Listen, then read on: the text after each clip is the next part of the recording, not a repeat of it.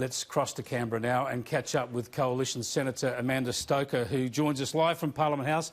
Thanks for joining us, Senator. It is a bit of a worry when the Reserve Bank Governor suggests that the federal government's not doing enough to engender growth and investment in the economy.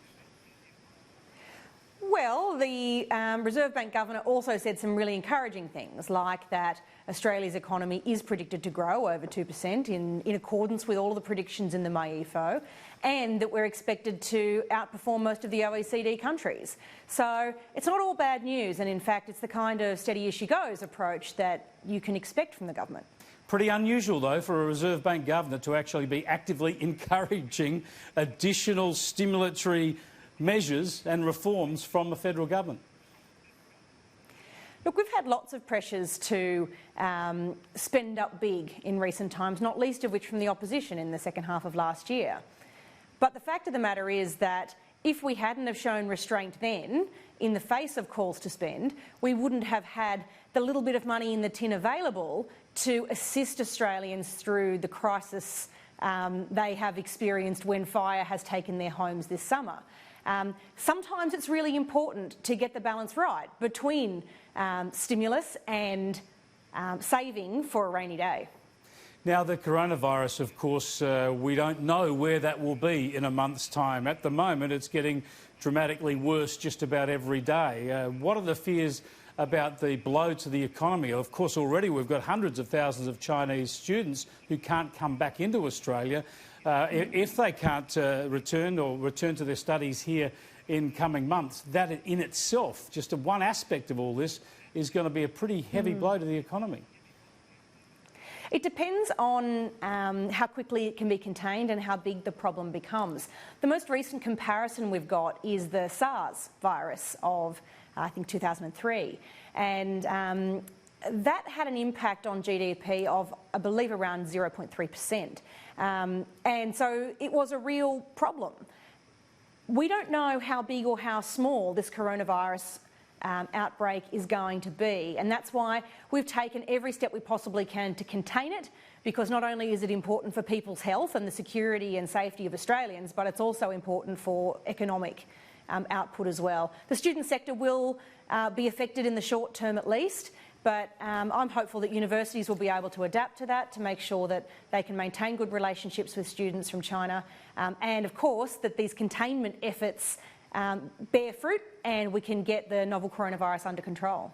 Bit of a shake-up in the front bench today, obviously, because Bridget McKenzie resigned, and then, of course, Matt Canavan resigned in order to back Barnaby Joyce in that leadership spill. So there's a new Resources Minister, Keith Pitt, your fellow Queenslander, well known to viewers of this program. He goes straight into Cabinet, into the resources area. Are you really hopeful that he'll shake things up a bit? Because he's been pushing very hard publicly as a backbencher for the development of a nuclear energy industry in this country. Look, that's really exciting as a prospect. Keith is a person with a fine intellect. He's got plenty of ticker, and I think that is a really good set of skills to bring into this portfolio.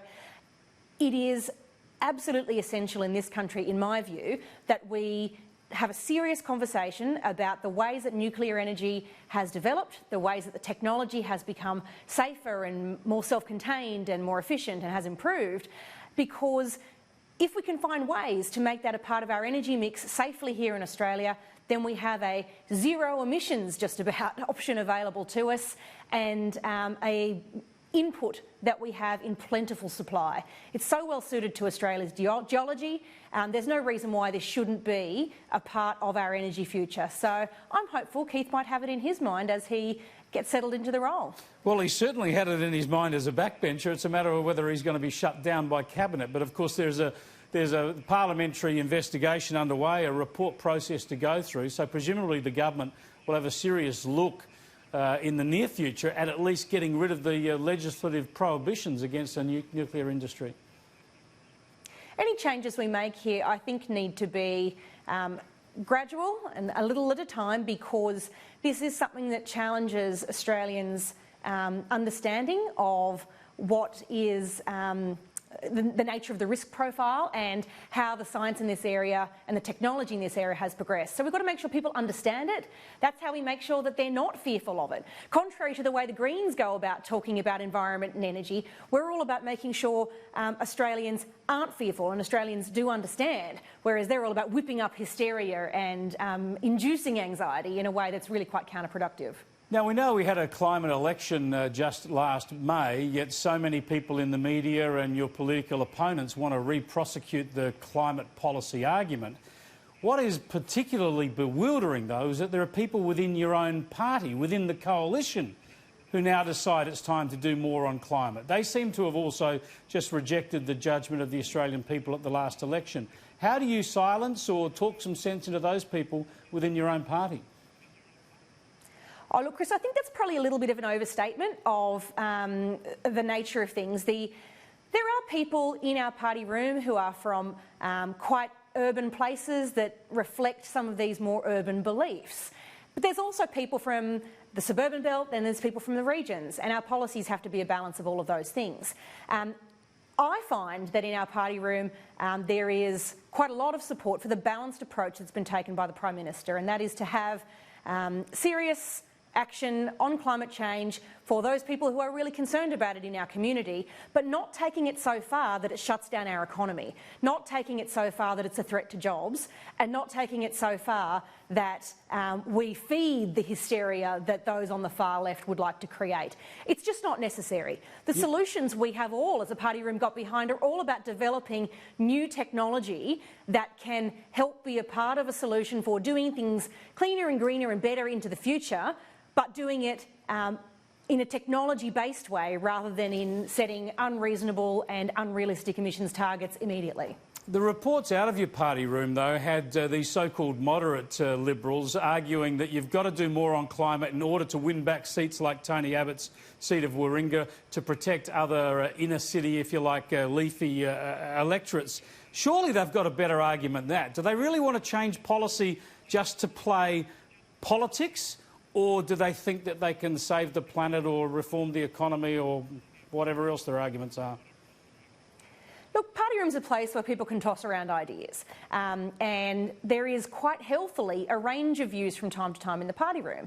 But we work together to find solutions that bring us together.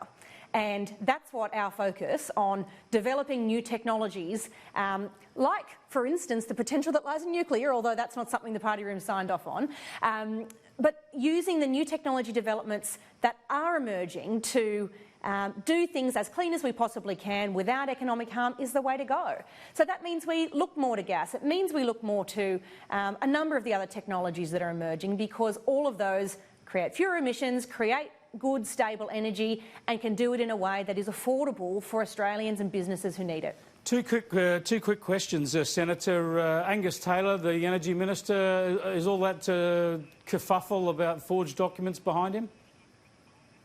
Absolutely. The AFP have given him absolutely a clean bill of health. They've almost said that it was the beat-up that it always was. And now Mr Dreyfus has some serious questions to answer. He's now 0 from 8 on criminal referrals of members of this parliament for political purposes. 0 from 8. Not once has one of his rather malicious referrals come to anything. So we need to have, I think, some really serious questions asked of him about his credibility, about his willingness to manipulate the process to suit his own political agenda, and we should start talking about billing him for the cost of all of these investigations that he keeps setting up, all the public resources that go into chasing down his crying wolf over and over again. I'll have to leave it there. Thanks for your time, Senator.